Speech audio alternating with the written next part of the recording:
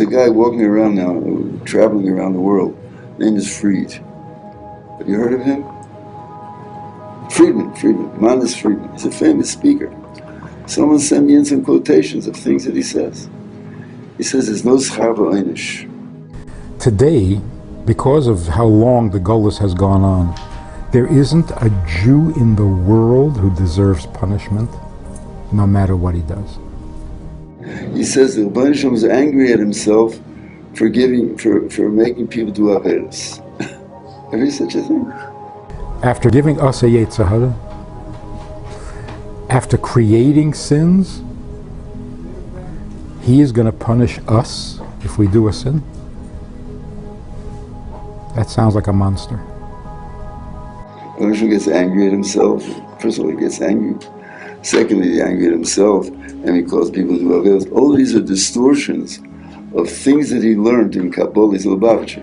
Things he learned in Kabbalah without understanding them and translating them into human terms, and to misconstruing them. He's a Burmish Sahabim. He goes around teaching people, hundreds and thousands. He's a popular lecturer. He has a nice tongue. He means well, but he goes around saying these things to people. Rebbeinu Shalom is angry, and he says there's no one doing an avera nowadays anymore. There's no such thing nowadays of averas. Where do you get that? We are familiar with God because God needs us more than we need Him. And that's why commandments, 10 commandments, that translation has ruined everything. Based on whatever he understands in Kabbalah. His misconceptions of Kabbalah, or whatever they teach him there. He heard a certain idea that there's a midas chesed, midas harachmim. So he misinterprets things. Everything he says can be misinterpreted. I know his sources.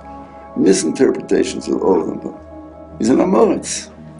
He means well. He's a very, very, very nice person, probably.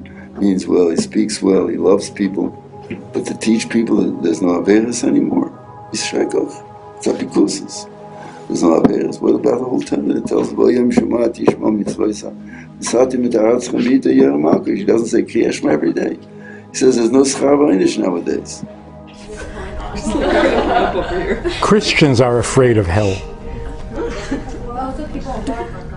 Right.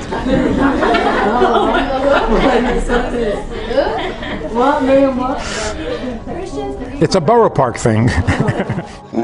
That's an example. That's an example of a Lubavitcher that learned Kabbalah and misconstrues it and teaches others about it. He means well, but he's a fool. He's an Amoritz. And instead of teaching people Torah, he should be going to Cheder.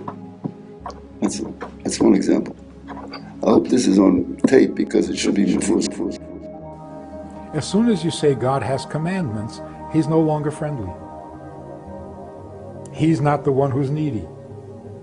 Now you got to watch your step because you violated a commandment. That's not Jewish thinking.